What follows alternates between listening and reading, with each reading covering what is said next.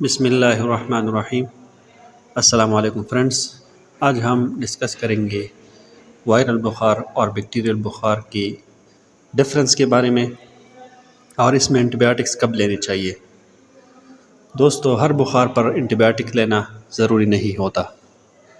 کیا آپ جانتے ہیں آپ کی بخار وائرل ہے یا بیکٹیریل؟ آئیے ڈسکس کرتے ہیں۔ وائرل بخار کیا ہوتا ہے؟ وائرل بخار زیادہ تر وائرسز سے ہوتا ہے، جیسے فلو، کھانسی، سور تھروٹ اور یا جسم میں درد۔ یہ عام طور پر سیلف لیمیٹنگ ہوتا ہے، یعنی 3 سے 5 دن میں خود بخود ٹھیک ہو جاتا ہے۔ وائرل انفیکشنز وائرسز کی وجہ سے ہوتی ہے۔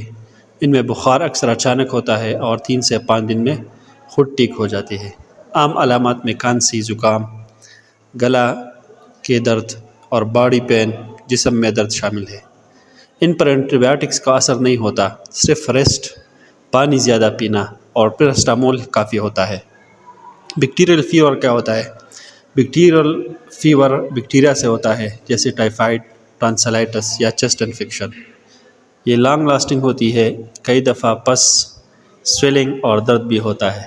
ایسے کیسز میں فزیشین یا فارماسسٹ کی مشورے سے اینٹی بایوٹکس لینا ضروری ہوتا ہے۔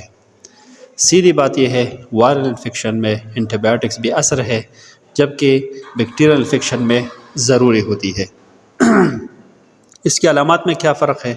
وائرل میں ناک کا بہنا، جسم میں درد اور مائلڈ بخار ہوتا ہے۔ بیکٹیریل میں تیز بخار، پس، وائٹ پیچز یا انفیکشن کے سائنز ہوتے ہیں۔ اینٹی بایوٹک مس یوز کی وارننگ یہ ہے، اپنی طرف سے فارمیسی یا میڈیکل سٹور پہ اینٹی بایوٹکس لینا خطرناک ہے۔ ہر وائرل فیور میں اینٹی بایوٹکس لینا غلط ہے۔ کسی بھی ہیلتھ کیئر پروفیشنل سے مشورہ کے بعد ہی اینٹی بایوٹک استعمال کریں۔ یہ باڈی کے گڈ بیکٹیریا کو مار کر ریزسٹنس پیدا کرتی ہے۔